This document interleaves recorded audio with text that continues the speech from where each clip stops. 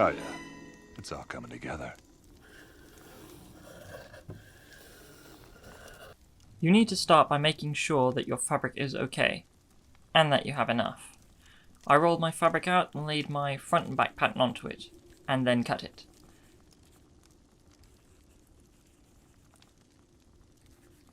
Check the right side, which is neatly preserved on the inside.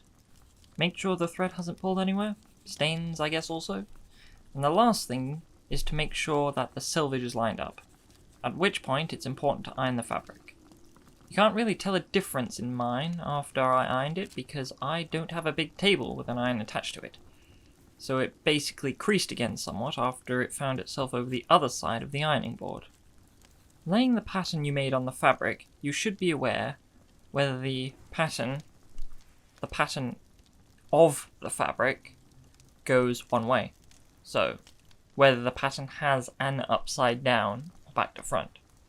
And by extension, should you not have enough space to line up your patterns that you made as is, you could flip them horizontally and you get the same two cutouts that you wouldn't get if you flip them vertically. You need to make sure that you have at least an extra 5 cm below the hem of the patterns, 2.5 cm above, and the two have 2.5 cm between them. Another important aspect of laying down the patterns is to make sure they are in line with the grain. Maybe the best way of doing that is measuring from the center line of the trouser to the fold or selvage, whatever happens to be easier for you. You're best measuring from one point and then using that as a pivot point to measure another point. Otherwise, you might be playing a game of whack-a-mole. Upon getting them into position, you ought to use some kind of weight to keep everything in place. One time I used bars of soap and another time I used whiskey glasses. What a fun pattern making session that turned out to be. At this point, begin to trace around both patterns. Progress as you wish, but be sure to take down all the balance marks, like the seat, knee and construction line between those two, and very importantly, the dart and crease line. As you finish copying off the pattern, the paper becomes redundant and you can and should remove it.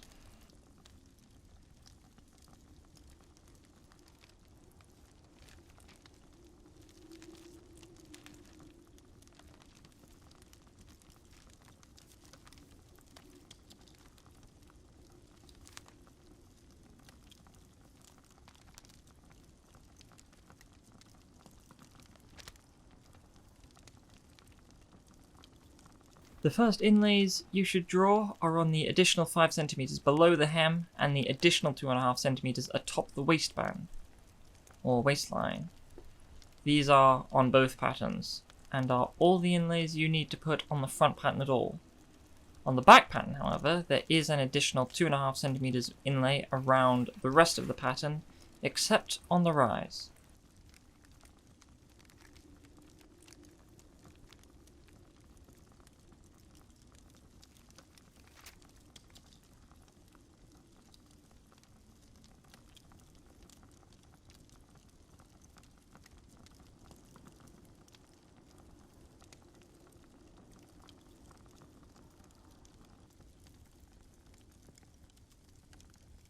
On the rise, at the top of the back pattern, extend the waistband by 3 cm, and that will taper as it goes down towards the curve. It's at this point that you can draw your trouser pocket onto the front trouser. Should you want a straight pocket, you'd decide on a length and mark 1 cm at the top and bottom where you want your pocket, and then join those up. Should you want a slanted pocket, you need to decide on a slant. I've gone for about 3 cm, and I've started, or ending, depending how you want to look at it, 2.5 cm below the construction line, which I've since found out is really big. We might bear in mind that there's about a 3 cm of non-pocket entrance below the waistband, and from there the average pocket is 17 or 18 cm. That being said, bespoke. When you've decided where your pocket bottom is, mark 1 cm into the pattern and join that up with the top pocket. You may want to replace the weights at this point as you cut the pieces out.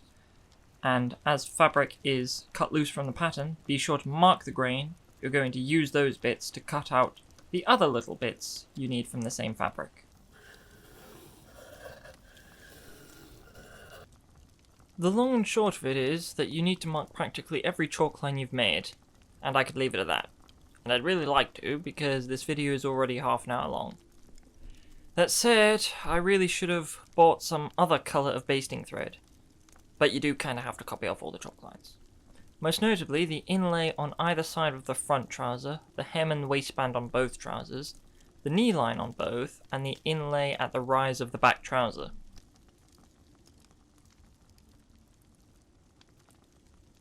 Do also mark the trouser pocket. For the dart, you can mark just at the 3 points on the waistband and the point that they intersect. On the crease line, you could only mark 10 centimeters at the hem, 10 around the knee, and from the top to a little below the construction line. Speaking of that construction line, on both it will suffice to only mark a few centimeters from the side seam. The same can be said for the seat line. Should you have your zip, you could mark the notch on your trouser, which I hope you remember how to do, but place the head of the zip a centimeter down from the waistband seam and line it up with the curve, and millimeters below the bottom, mark the notch. Just one stitch there would suffice as well. Cutting the pattern into two is a difficult process, and when you're cutting the thread loose, do be sure that you can see the hole of your scissors. Otherwise, you may have to start over. And you need to be aware of where the other uncut threads are, because you may pull those out without noticing while trying to cut some others. A couple of things that can make this easier for you is to use a thicker basting thread and to have a greater amount of thread between each stitch. I decided to show you the whole front trouser, and then the camera guy decided to stop recording for the back. Speaking of which, I think it was after this take that my back stopped working properly, so whatever you do, don't set your table up at thigh height. You will be paying for it for the rest of the day. Literally.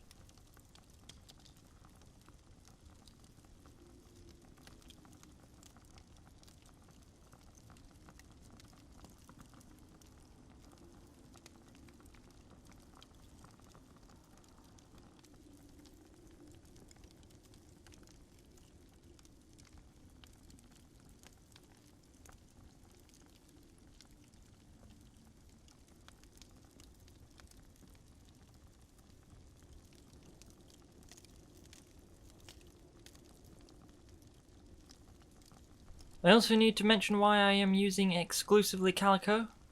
I have spent hundreds of pounds on half-cut garment projects, and if there's one thing I've learnt, and I'm pretty sure I've only learnt one thing, it's that spending so much money on fabric is a complete waste when you don't know and haven't practiced what you're doing.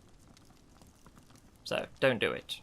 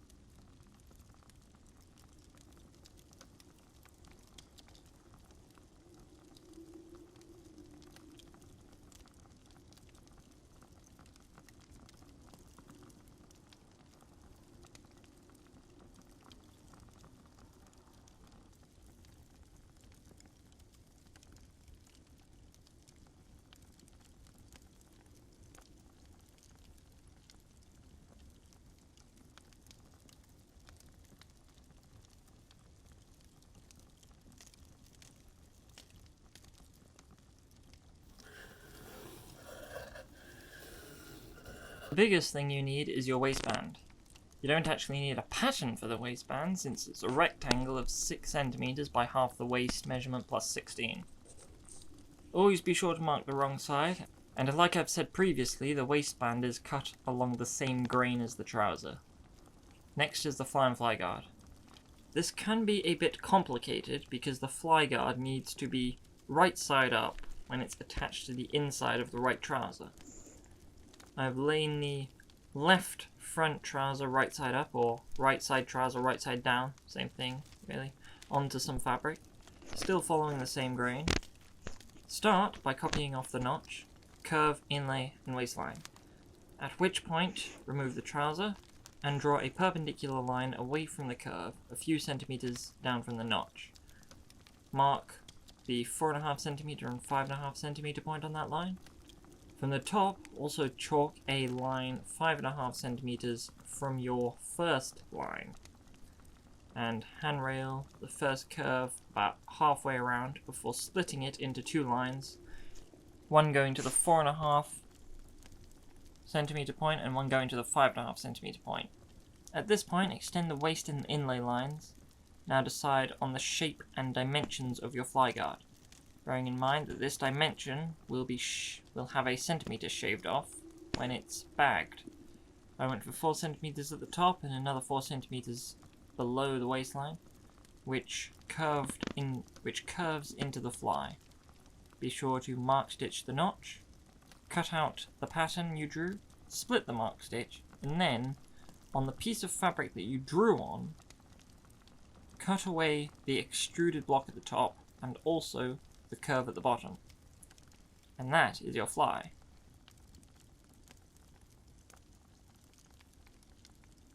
Do mark the wrong side of the fly guard though. If you get it wrong, you will be somewhat displeased. For the back pockets, should you want them, mark the appropriate pieces that you need. Jets, bearer, keeping in mind that the jets are usually cut longside with the grain, like the waistband, and the bearer is cut longside perpendicular to the grain. Should you want belt loops for some heathenous reason, or if you're making chinos, it'll be double the width plus seam allowance, and width of the waistband plus 4 usually. Just think about the width of your intended belt and figure out the length from that. I'm using 4x8. Always be sure to mark the wrong side though, especially when it isn't obvious.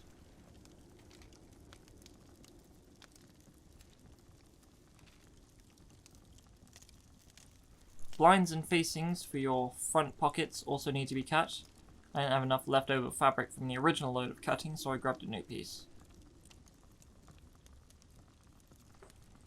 Lay your trouser over some fabric, and if it's a patterned fabric and a slanted pocket, then definitely be sure to line up the pattern. Trace around the outside, being sure to carry on an extra 10 centimeters down from the bottom of your pocket, I'd say.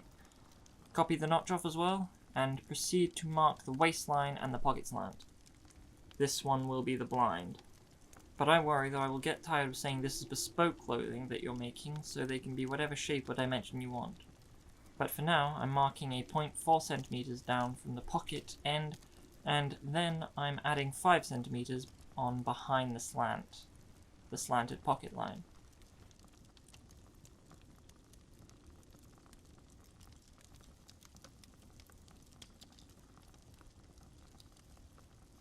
The facing is a facing, so isn't shown often. That isn't the dictionary definition, but it's what I'm going with. Meaning if your material is on the stretchy side, then you could cut the facing along the straight line with the grain, reducing or completely taking away that stretchy factor. For simplicity, I'm just going to do it normally. Copy off the waistline and its inlay again, copy off the notch, and copy off the slant. And a few centimeters down below the waistline again. Take away the pattern to measure down 1 less centimeter than you did for the blind. It's not totally necessary to do 1 less centimeter, but this way they won't be sitting on top of one another. Same idea is employed, adding 4 centimeters behind the slanted line. But you also need to add a centimeter in front of the slanted line.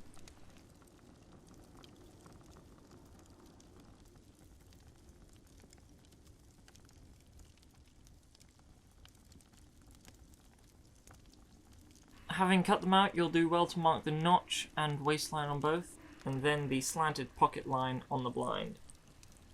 Being sure to mark the wrong side, although given one of their wrong sides is completely drawn on, it's not so difficult to work out which is which. Good practice though.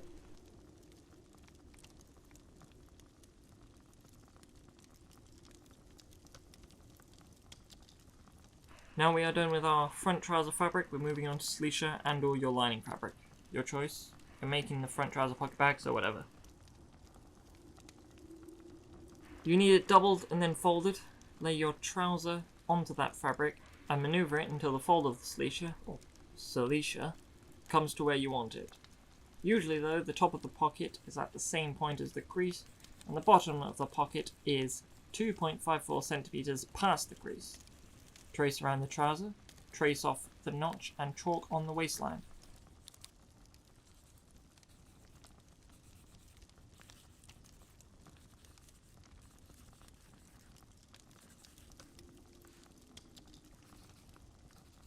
Remove the trouser, mark down 6 centimeters from the point that the slant intersects the side seam. From there, you can draw the shape that you want your pocket to be.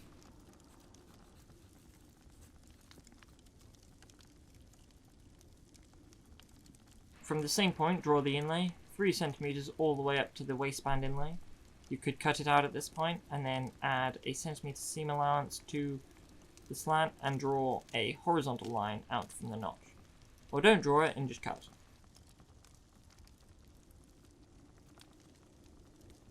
Make sure you unfold it so that you're only cutting one side, giving you the asymmetrical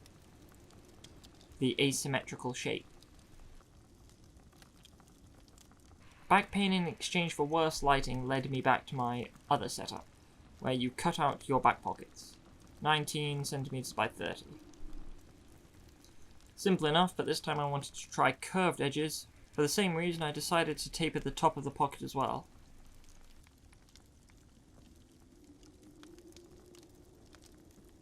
At this point, you could also cut the things for the fly and fly guard, using Silecia or lining, up to you. You only need one of each, but the lining for the guard needs to more than eclipse it. If the lining has a wrong side, place them wrong side to cut it out. The bias tape needs excess on the top and bottom of the fly, and should be a minimum of 3 centimeters wide.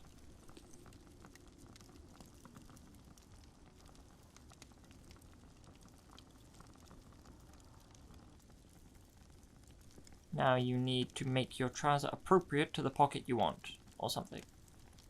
Add the 1 centimeter seam allowance to the slant and cut along that. You could do this at any point after you finish the pocket bits, but then I thought, now's good.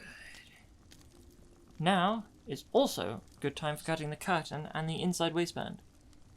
These can be Silecia or lining too. For the width of the curtain, it's double the length you want plus 2 centimeters. I've chosen 14 plus 2 centimeters. I'd suggest cutting it on the fold of your fabric because it is cut and used as one long piece. From the fold, measure out half the waist measurement plus the measurement for the pleats and inlay. I'd say an extra 20 centimeters for the 4 lots of 4 centimeters of extra fabric plus 4 for the inlay, and that is on both sides. The waistband lining is the same dimensions as the waistband. There is also this other bit we need which strengthens the fork, like we've all had a pair of trousers split open on us. Well, here's the preventative measure you'd want on a £1,000 pair of trousers. This, however, is Silecia. Make sure it's doubled up and fold it along the bias. Take your front trouser and place the point onto that triangle. Be sure though that the top resides below the notch. Cut it out and you'll have 2 pieces of Silecia which you should iron flat on their fold.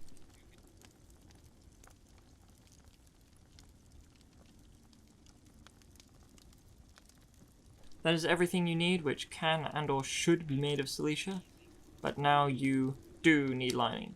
I've given this one a pink chalking to help get the point across. On ironed and doubled up lining material, lay the front trouser on the lining in the most economical way possible, with the selvage being a little below the knee line, because it is the least bulky way of making sure it doesn't fray, with at least half a centimeter on each side. This changes with your fabric in ways I know not, but I doubt the changes are too big. Only a little around the edges will do for now.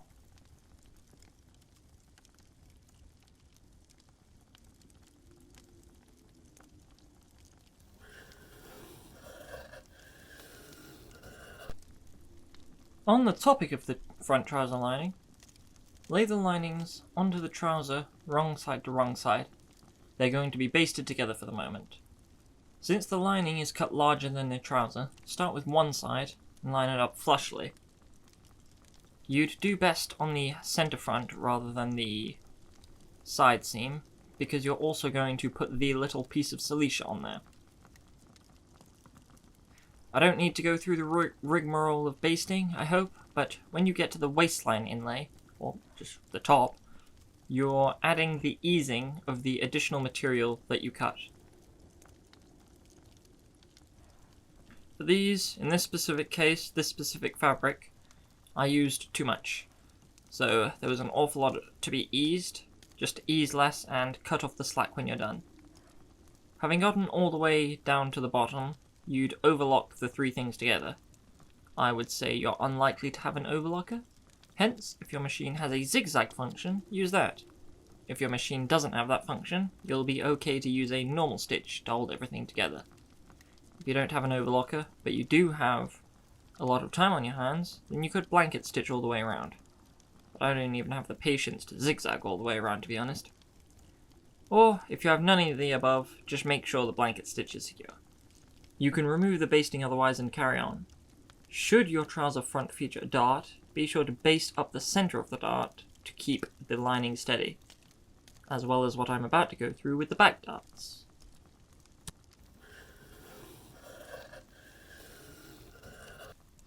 First thing you need to do is extend the darts up into the inlay.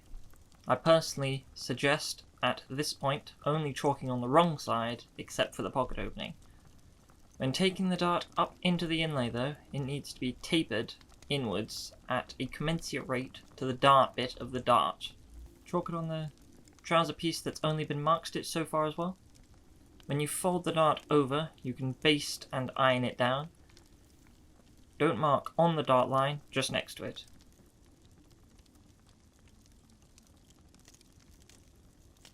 When you start stitching, pull an excess of thread and hold it when you start sewing. And when you start sewing, use the wheel on the machine to send the needle through the bottom of the dart so it's already been taken. I wasn't listening to myself when I did the sewing, so it went imperfectly for me. Just pay attention to that last sentence. You might also do well to backtack when you hit the waistline as well as the end of the inlay. With the thread that you pulled and held onto when you started stitching, tie it off with 3 knots to keep it nice and safe. We've done the double welted pocket before, so I kinda don't need to do it again, but this way I get that sweet, sweet AdSense rolling in, am I right? Also, I've run out of linen tape, so I just used Kevlar, which I had on hand, and don't recommend. What I do suggest, though, is to chalk the pocket opening on both sides. The chevron bit I find most difficult of all, so I found that I could practice it by just using a few layers of some leftover fabric and making the pocket opening. I think it's helped me out because the exact point that you need to cut is a small enigma. That is learned, so let's sped up the learning process. On the inside of the trouser, at the edges of the pocket opening, you could use 2 small squares of fusing. This will inhibit, if not completely retard, the chevrons from fraying at all, resulting in sharper corners, which I bet would be a total game changer. Begin by just basting the linen onto the opening, and get the jets and pocket lined up too. Something I tried is to not have the jets in 2 separate pieces, but to sew them on in one piece and cut them afterwards. Something I've done, which maybe I didn't mean to, is lining up the pocket with the top of the inlay, when I probably should have lined it up with the top of the waistline. I did make the mistake of cutting it before I sewed everything together. Do not do that. When it comes to sewing it, you'll find yourself with better results and or an easier time to not have loose threads at the very end, and to only backtack onto the edges. I'm sure I don't need to reiterate that getting the start and end point parallel is important.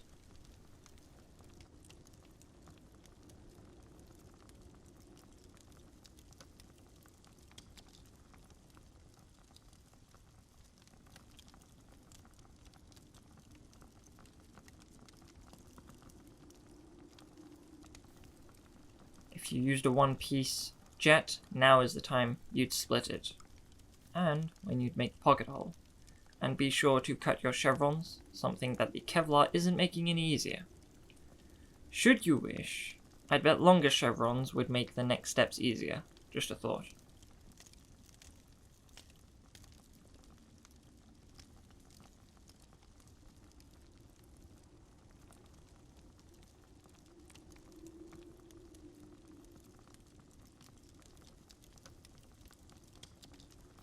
Having ironed things over, which I'm sure I don't need to show you either, will base them in place.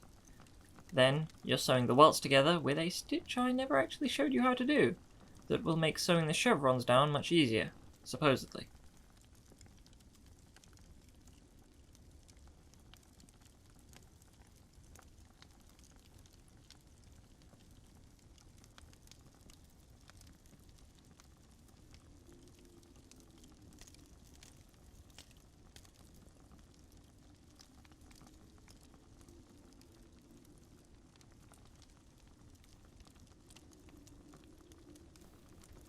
Sew the welts up and down as appropriate.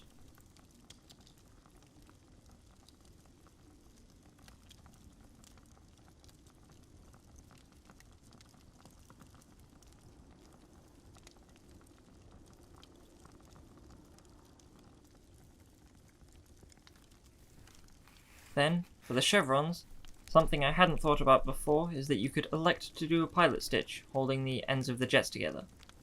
Otherwise, you could just hold them together. At some point, you will have ironed the welts or something, and at that point you could have ironed the lower welt up such that you can fell it in place.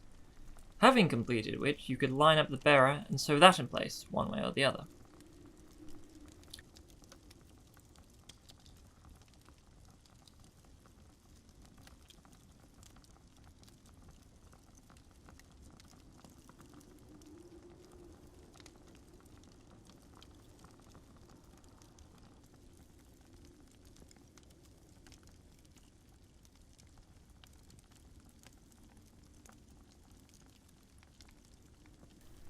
At this point I am prick stitching the edges. You could do this after attaching the pocket, but I prefer to do it beforehand. You could use silk thread or your normal choice, but almost always the same colour as the fabric. You could also do a sink stitch where the welts hit the edge of the pocket, where you tuck the chevrons in. It's a reinforcement stitch, might as well reinforce the cunt. On account of having a whole trouser, I absolutely did baste my pocket together before machining them. I trimmed away a little bit of excess, flipped the pocket inside out, pulled the stitching right out to the edge and ironed it, which is why it looks so satisfying.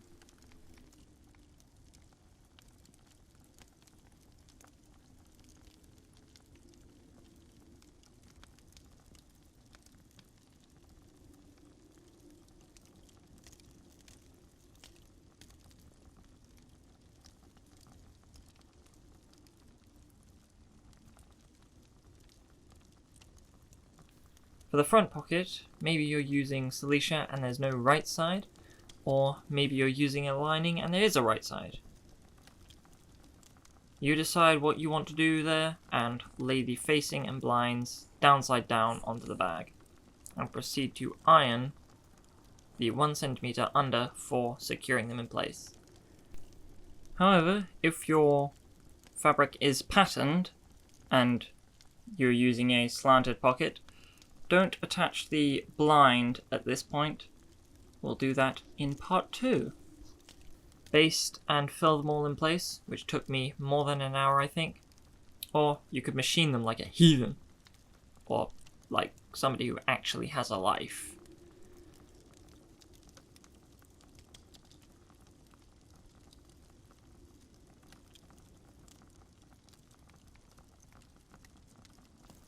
For the fly, attach the bias tape to the curved edge inside to inside, with a little extra at the top and bottom, and sew them together with a 0.5 centimeter seam allowance.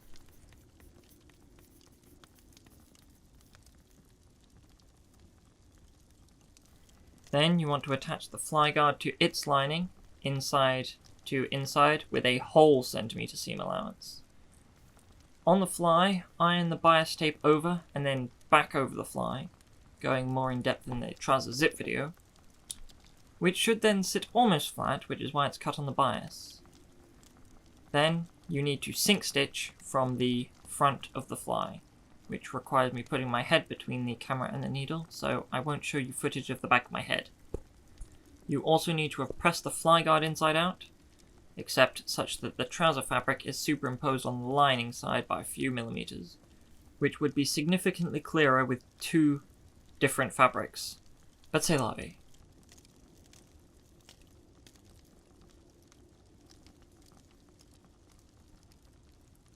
And there you have it. That's all I've got. Sorry. Show's over. But I think it's quite clear that this video needs a part 2, doesn't it?